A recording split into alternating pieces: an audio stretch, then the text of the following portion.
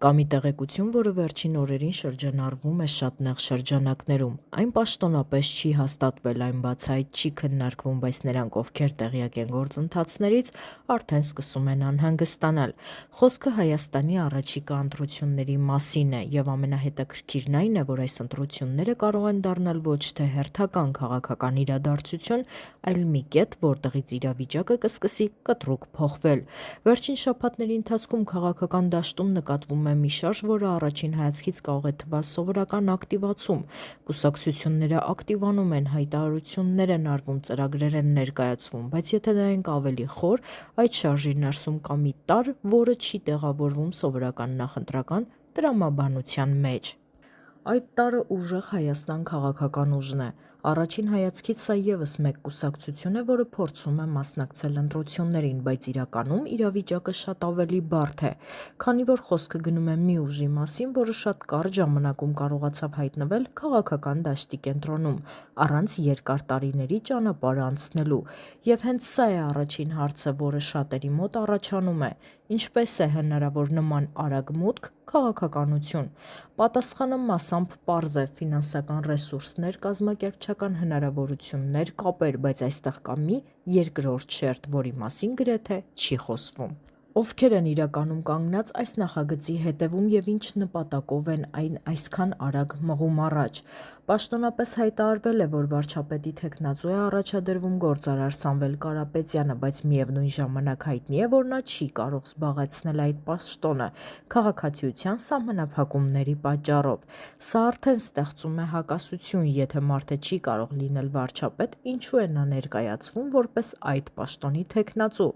Այս հարցը դեռ չունի հստակ պատասխան, բայց շատերը դա մեկնաբանում են որպես ցուցադրական քայլ իրական ազդեցությունը թաքցնելու համար: Այսինքն հնարավոր է, որ իրական որոշումները կայացվելու են ոչ թե պաշտոնական դեմքերի կողմից, այլ մակարդակում: Եվ հենց սա է այն կետը, որտեղ իրավիճակը դառնում է ավելի լուրջ: Քանի որ քաղաքականության մեջ ամենավտանգավոր բաներից մեկը ոչ թե բացահայտ մրցակցությունն է, այլ այն, երբ իրական ուժերը մնում են ստվերում: Այս ֆոնին նկատվում է նաև մեկ այլ հետաքրքիր երևույթ՝ ուժեղ Հայաստանը շատ արագ սկսում է հավաքել աջակցություն տարբեր շրջանակներից: Որոշ փոքր կուսակցություններ արդեն հայտարարում են համագործակցության մասին, որոշ ազդեցիկ շրջանակներ լռում են, բայց չեն ընդդիմանում: Սա նշանակում է մեկ բան՝ գործընթացը տեղի է ունենում ոչ միայն հրապարակային, այլ նաև փակ մակարդակում: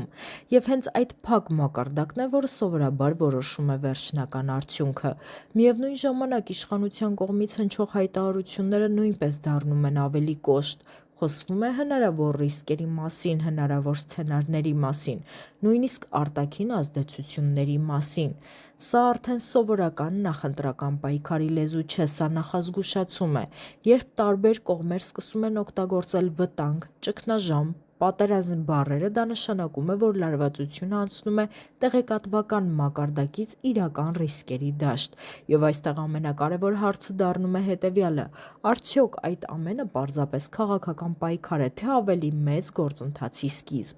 Եթե նայենք տարածաշրջանային ֆոնին, պատկերը դառնում է ավելի բարդ: Հարավային Կովկասը արդեն երկար ժամանակ գտնվում է փոփոխությունների փուլում: Տարբեր երկրներ փորձում են ուժեղացնել իրենց դիրքերը, տարբեր շահեր բախվում են: Եվ հենց այս ֆոնին Հայաստանում սկսվում է ներքին քաղաքական ակտիվացում: Սա պատահական համընկնում չէ, քանի որ շատ հաճախ ներքին գործընթացները կապված են արտաքին զարգացումների հետ, և հենց այս կապն է, որ պետք է դիտարկել ամենաուշադիր ձևով: Եթե ուժեղ Հայաստանը դիտարկենք որպես պարզապես ներքին քաղաքական ուժ, ապա պատկերը մի բան է, բայց եթե այն դիտարկենք ավելի լայն համատեքստում՝ որպես մի գործոն, որը կարող է փոխել տարածաշրջանային հավասարակշռությունը, ապա պատկերը դառնում է լրիվ այլ: Եվ հենց այստեղ է առաջանում ամենամեծ ինտրիգը՝ ո՞րն է այս ուժի իրական դերը: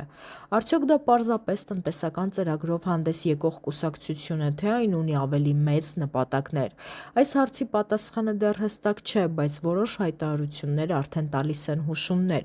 Օրինակ, խոսվում է Հայաստանի և Ռուսաստանի միջև հնարավոր տնտեսական բախումների մասին: Սա շատ լուրջ թեմա է, որը սովորաբար չի բարձրաձայնվում առանց հիմքի: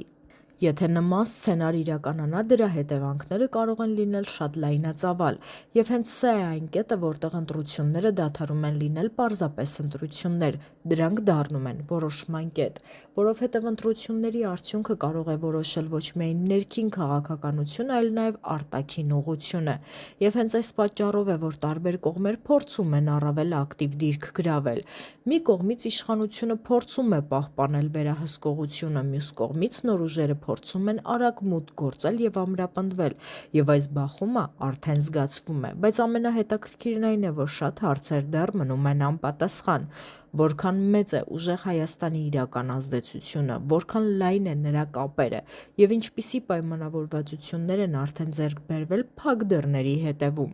Այս հարցերի պատասխանները դեռ բաց չեն։ Բայց պատմությունը ցույց է տալիս մեկ կարևոր բան. երբ շատ բաներ մնում են չասված, դա նշանակում է, որ գործընթացը դեռ ավարտված չէ,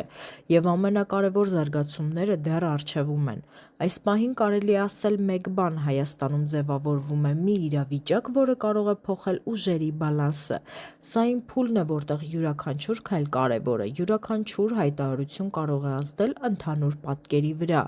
յուրաքանչյուր որոշում կարող է բերել նոր զարգացումների։ Եվ հենց սա է այն, ինչը պետք է հասկանալ։ Սա պարզապես քաղաքական պայքար չէ, սա գործընթաց է, գործընթաց, որը կարող է ունենալ երկարաժամկետ հետևանքներ, եւ հենց դրա համար է կարևոր հետևել ոչ միայն այն ամենին, ինչ տեղի է ունենում հիմա, այլ նաեւ այն, ինչ կարող է տեղի ունենալ առաջիկայում, քանի որ շատ հաճախ ամենամեծ փոփոխությունները սկսվում են այն պահից, երբ թվում է դեռ ոչինչ չի կատարվում, բայց իրականում ամեն ինչ արդեն շարժման մեջ է, եւ հենց այդ շարժումն է, որ հիմա պետք է հասկանալ։ Իսկ դու ինչ ես մտածում, սա պարզապես նոր քաղաքական ուժի միտք է, թե ավելի մեծ խաղի սկիզբ։ Գրի քո կարծիքը մեկնաբանություններում եւ մի մոռացիր բաժանորդագրվել, որովհետեւ այս թեման դեռ շատ զարգացումներ է ունենալու։